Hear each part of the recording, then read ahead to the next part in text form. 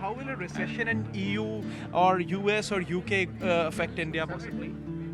Well, I think in India, one of the things we are struggling with is the U.S. when it goes into recession. What is the old world view of this recession, this slowdown that we're in, where maybe it's a mega threat, as your new book is called?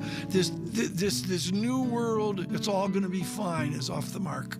Well, now the consensus view is becoming that hard landing is likely as opposed to a soft landing. But Hey, hello guys, welcome back to my YouTube channel Mr. Kakkad Writes. So today is our educational topic is recession. If you are a market researcher or a economics student, then you very well know what is recession.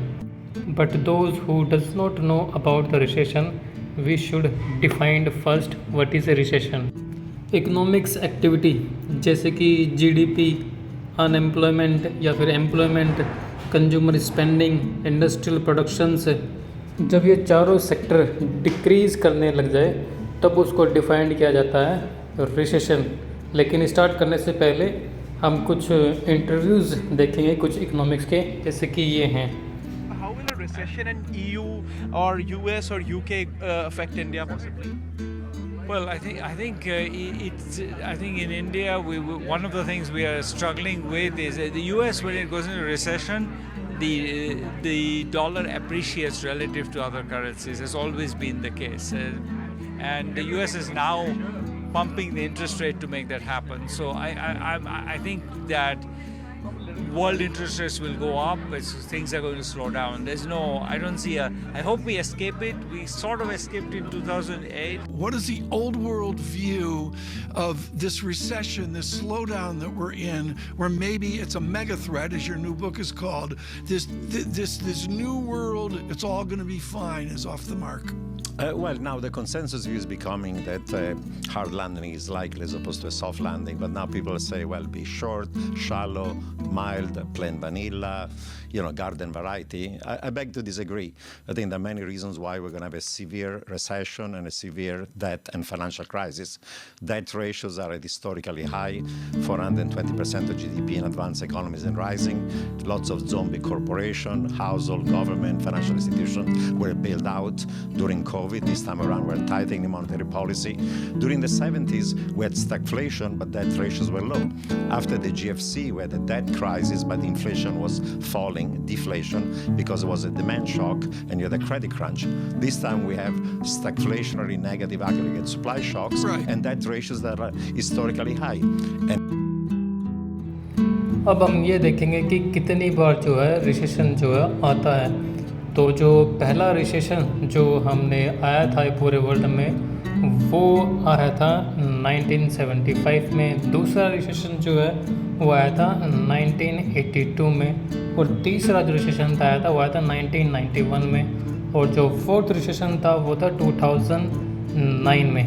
ये जो चारों recession आए थे और ये किन किन कारणों से आए थे, वो पहला कारण था कि जीडीपी, और दूसरा कारण था कि जो कंज्यूमर स्पेंडिंग है वो नहीं थी, तीसरा जो इंडस्ट्रियल प्रोडक्शंस है उसमें रिडक्शंस, और चौथा इंपोर्ट एक्सपोर्ट का ज़्यादा हो जाना जिसके कारण से डॉलर, रुपी और जो दूसरी करेंसीज है उनमें डेप्रिसिएशंस आना।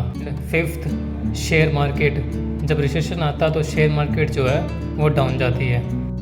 छोटी सी रिसर्च करने के बाद में ये जो आपके स्क्रीन पे आ रहे हैं ये कुछ क्वेश्चंस निकाल रहे हैं, इनके ऊपर अब हम डिस्कशन करेंगे।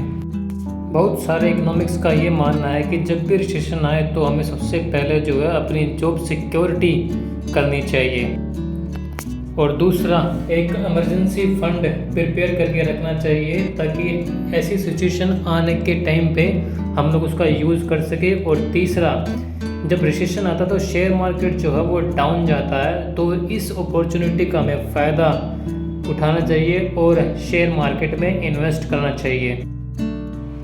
रिसेशन के टाइम में हमेशा एक चीज़ नोट करके रखनी चाहिए हम लोगों को कि हमारे पास में जो इमरजेंसी फ़ंड है उसके अलावा कुछ और फंड रखना चाहिए ताकि हम शेयर मार्केट में उसको इन्वेस्ट कर सकें। जिससे होगा यूँ कि जो रिसेशन आता है उस टाइम पे लगभग 10 साल का पीरियड में भी, 15 साल का पीरियड में भी, 12 साल के पीरियड में ये रिसेशन आता है।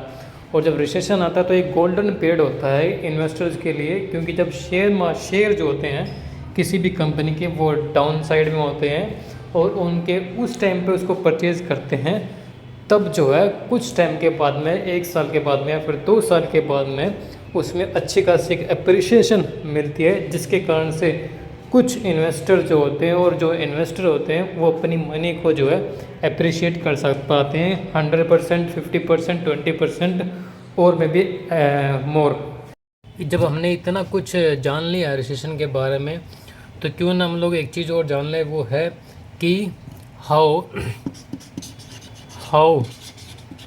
Does a recession affect to a economy and may be a country. अब ये कैसे अफेक्ट करता है, जैसे कि मान लीजिए एक इकोनॉमी के अंदर में सबसे ज़्यादा इम्पोर्टेंट क्या होता है, इम्पोर्टेंट होता है मनी। अगर एक मनी को एवरी इंडिविजुअल और एक कॉरपोरेट पकड़ के बैठ जाए पकड़ के बैठ जाएंगे, तो मनी का जो फ्लो है वो फ्लो नहीं होगा, जिसके कारण से स्पेंडिंग कम हो जाएगी। और स्पेंडिंग कम होने के कारण से जो कॉरपोरेट है, कॉरपोरेट और जो इंडिविजुअल है, कॉरपोरेट क्या करेगा और इंडिविजुअल क्या करेगा, कॉरपोरेट जो है जॉब को रिड्यूस करना स्टार्ट कर देगा और एक इंडिविजुअल जो है सिर्फ एसेंशियल चीज़ें, जो एसेंशियल सी चीज़ें हैं जैसे कि खाने की, फूड वगैरह या फिर वाटर वगैरह, उन्हीं के ऊपर स्पेंड करेगा, जिसके कारण से जो रिटेल सेक्टर है उसमें जो है गिरावट हो जाएगी और रॉ मटेरियल जो है वो भी कम हो जाएगा। क्यों? क्योंकि जो रिडक्शन है इसके कारण से, कॉरपोरेट के कारण से वो मनी को स्टॉप करके रखे हुए हैं, क्योंकि स्पेंड जो है नहीं हो रहा है। और एक इकोनॉमी में ये सब जो है इम्पोर्टेंट होता है, क्या? मनी। और अगर मनी का फ्लो नहीं होगा तो उससे होगा यूँ कि कोई परचेज नहीं कर पाएगा और कोई सेल जो है वो बहुत कम हो जाएगी, जिसके कारण से एक जीडीपी जो है वो कम होती है, क्योंकि इंपोर्ट एक्सपोर्ट हम लोग कर नहीं पाएंगे और जो इंडस्ट्रियल ग्रोथ है वो जो है वो रुक जाएगी, स्टॉप हो जाएगी वो। So thank you so much. अगर आपको ये वीडियो अच्छा लगा हो तो लाइक कीजिएगा, शेयर कीजिएगा, और अगर बेकार लगा हो और अगर गालियाँ निकालने का मन हो तो कमेंट बॉक्स ओपन है, आप जो है हमें कर सकते हैं। तो thank you so much, bye bye.